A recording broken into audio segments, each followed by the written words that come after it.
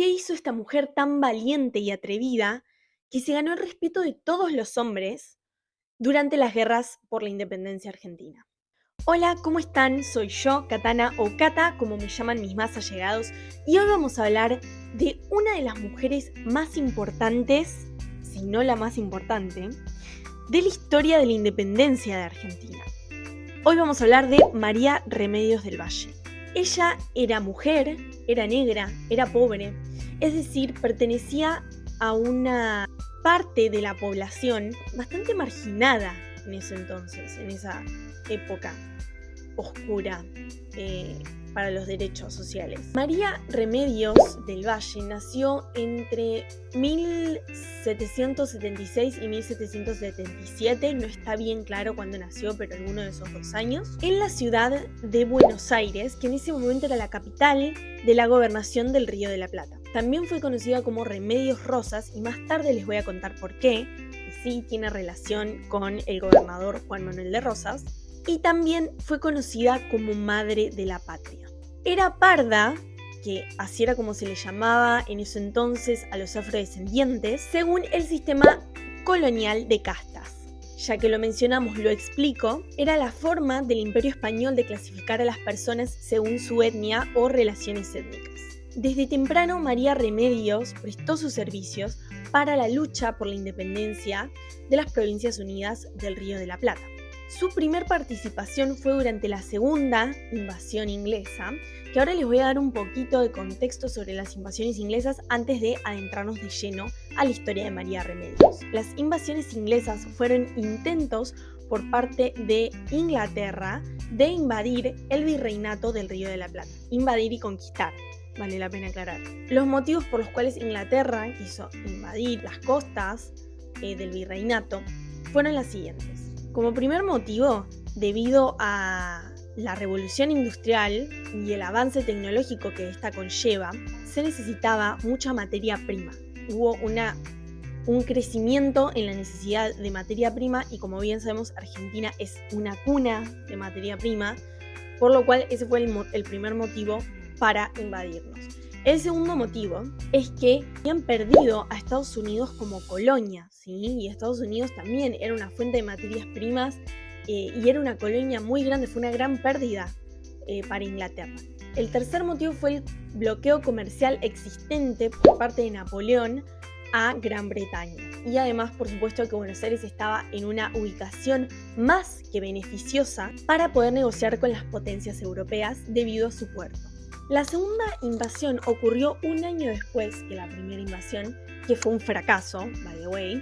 Invadieron primero Montevideo, donde tuvieron éxito, y después entraron por las costas de Buenos Aires para después huir hacia la capital.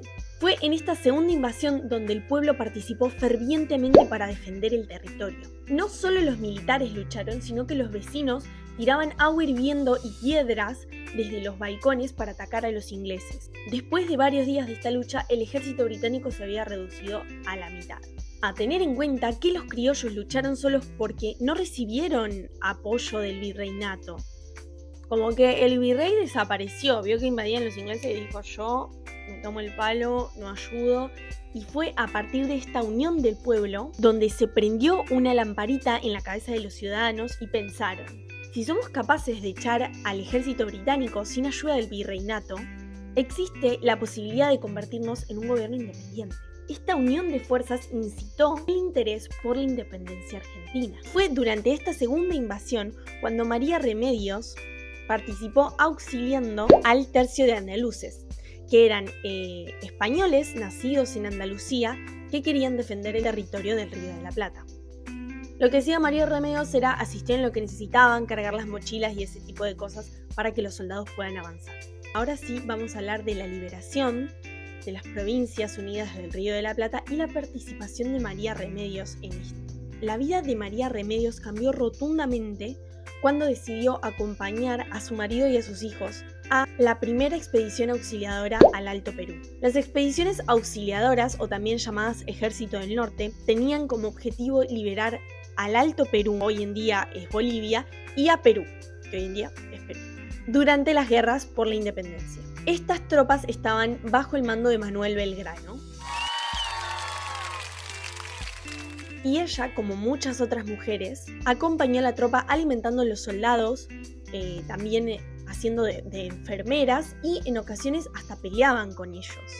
Así lo hizo también en la batalla del Huaquí, donde desafortunadamente perdió a su marido y a sus hijos, lo cual me imagino generó una herida muy profunda y dolorosa en su corazón, pero también a lo mejor un motivo por el cual seguir luchando por la patria argentina por el resto de su vida. Un tiempo después, para la batalla de Tucumán, María Remedios le pide a Manuel Belgrano que le permitiera atender a los heridos en primera línea durante el combate. Manuel Belgrano en un primer momento se niega porque no era tan normal en realidad la presencia de mujeres en combate, pero a pesar de la negativa, ella se presentó igual, alentando y asistiendo a los soldados, que comenzaron a llamarle la Madre de la Patria, que es como se la conocería más tarde. Tras la victoria del ejército, Belgrano decidió nombrarla como capitana, el cargo de capitana. Fue en las batallas de Ayohuma donde el ejército fue terriblemente derrotado y María fue herida de bala, fue tomada como prisionera por el ejército realista. Como prisionera ayudó a muchos otros compañeros a huir hasta que pudo escapar ella. Cuando se escapó se reintegró en el ejército y se unió a Martín Miguel de Güemes y a Juan Antonio Álvarez de Arenales, empuñando armas y ayudando a los heridos de combate. Ahora vamos a pasar a hablar de la parte más dolorosa de la historia, y es el olvido. El olvido de quién fue María Remedios del Valle. Finalizada la guerra y ya anciana, María Remedios del Valle vivía en un rancho en las afueras de la ciudad de Buenos Aires y frecuentaba algunas plazas de la capital pidiendo limosna y vendiendo pastelitos siempre que podía. Solicitó en una ocasión una compensación económica al gobierno por sus servicios prestados, pero fue denegada. En 1827, cuando María Remedios tenía 60 años, se encontraba mendigando en una plaza cuando se encuentra con Juan José Viamonte, que en ese momento era diputado por varias localidades de la provincia de Buenos Aires. Viamonte le ve como cara conocida y le pregunta su nombre. Cuando escucha su nombre, se dice que exclamó: «Usted es la capitana, la que nos acompañó al Alto Perú, es una heroína». Entonces Viamonte decide ayudarla y envía nuevamente un pedido a la Junta para que le otorguen una pensión. Esta pensión es denegada de nuevo le dicen que no por falta de papeles o etcétera, cosas burocráticas. Pero en 1828 Juan José Viamonte es electo como vicepresidente y decide insistir en su propuesta. Le otorgaron finalmente una pensión de 30 pesos sin pagarle ningún retroactivo de los años anteriores que no le habían pagado nada. Para tener una idea de la poca generosidad que estaban teniendo con esta mujer, el sueldo promedio que tenía una lavandera de esa época era de 20 pesos y el sueldo de un diputado era de 666 pesos. O sea, había un abismo enorme entre la pensión que le estaban dando por todo lo que había hecho y lo que ganaba un diputado. No estoy sorprendida para nada. El 16 de abril de 1835 fue destinada por decreto del gobernador Juan Manuel de Rosas, al grado de sargento mayor. Le aumentó su pensión de 30 pesos en más de un 600%. En la lista de pensiones de noviembre de 1836, María Remedios del Valle figura como Remedios Rosas. Ella comenzó a autodenominarse como Remedios Rosas a partir de ese momento, quizás en agradecimiento al gobernador que la sacó de la miseria. En la lista del 28 de octubre de 1847 aparece su último recibo con una pensión de 216 pesos. Años más tarde, Bartolomé Mitre la menciona muy brevemente en la obra sobre la vida de Manuel Belgrano. La llama la Madre de la Patria, no explica mucho por qué ni qué hizo.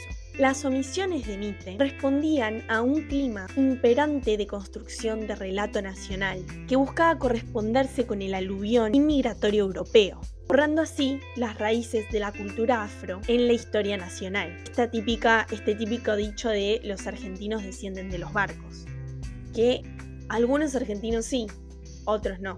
Esta es una de las muchas historias de las mujeres argentinas que entregaron su vida por la patria y que fueron reconocidas años más tarde. Que las mujeres hayan tenido un rol asignado para esa época, como esposas, madres, amas de casa, no quita que hayan participado activamente como influyentes, curanderas, enfermeras, y como fue en este caso, hasta como guerreras. Es en el caso de Argentina que las mujeres cumplimos un rol fundamental en la liberación de nuestro país. Esto fue todo por hoy, les agradezco mucho por llegar hasta acá. Espero que les guste este tipo de videos en el que hago como una biografía sobre personas destacadas de la historia argentina que quizás no han sido tan reconocidas. Espero que les haya gustado esta versión de la historia que no te contaron. Gracias por llegar hasta acá. Déjenme en los comentarios si quieren ver más videos así y déjenme un like, por favor, compártanlo, que a mí me ayuda un montón a seguir metiéndole ganas a este proyecto. Los quiero mucho. Hasta el próximo video.